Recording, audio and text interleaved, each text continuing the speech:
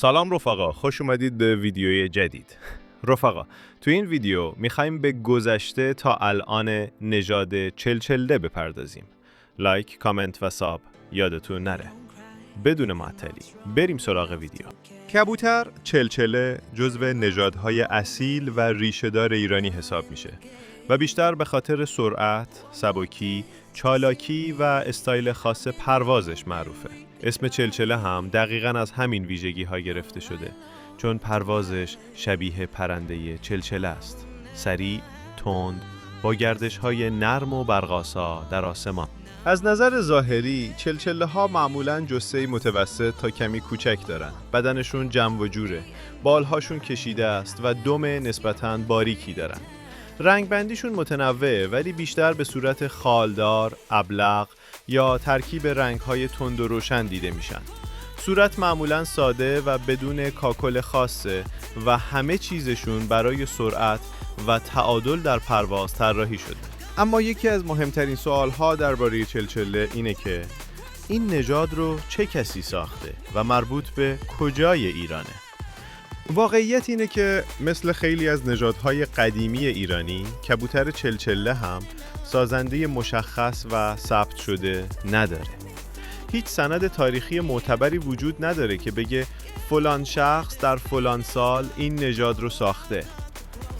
چلچله نتیجه سالها و نسلها انتخاب و اصلاح توسط کبوتربازان ایرانه، نه کار یک نفر خاص. از نظر محل شکلگیری، طبق گفته‌های قدیمی‌ها و روایت‌های محلی، چلچله بیشتر به مناطق مرکزی و شمالی ایران نسبت داده میشه.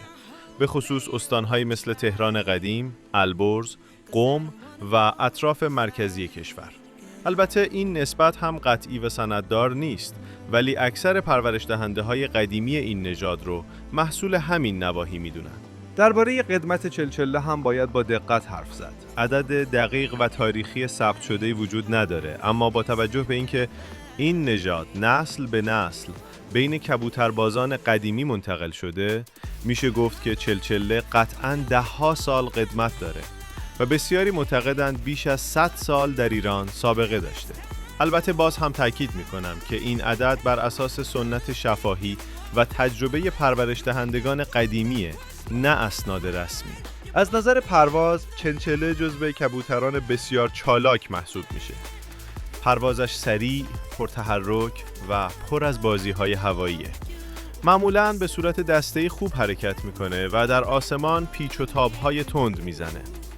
مدت پرواز مفید چلچله معمولاً بین 1 تا 3 ساعته. اما تمرکز اصلی این نژاد روی سبکی و نمای پرواز هست، نه رکوردزنی سنگین در ساعت‌های طولانی.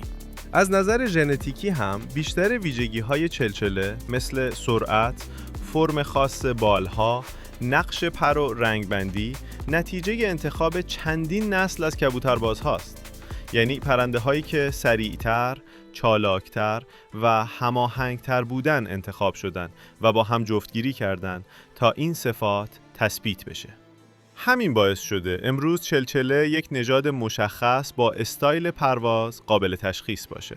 امروزه هم چلچله یکی از نژادهای پرطرفدار بین علاقه‌مندان کبوتر پرشیه. اما مثل خیلی از نژادهای اصیل دیگه، نمونه‌های کاملاً خالصش کمتر از گذشته پیدا میشه.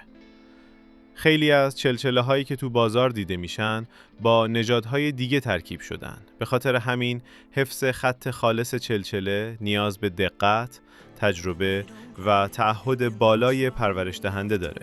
در جمع‌بندی میشه گفت کبوتر چلچله یک نژاد اصیل، قدیمی، خوشپرواز و پرتحرک ایرانیه. سازنده مشخصی نداره، محل دقیق پیدایشش به طور قطعی ثبت نشده، اما ریشش به مناطق مرکزی ایران برمیگرده. قدمتش به احتمال زیاد بیش از چند دهه و حتی بیش از 1 قرنه و مهمترین ویژگیش هم سرعت بالا، چالاکی، هماهنگی در پرواز و استایل زیبای حرکت در آسمانه.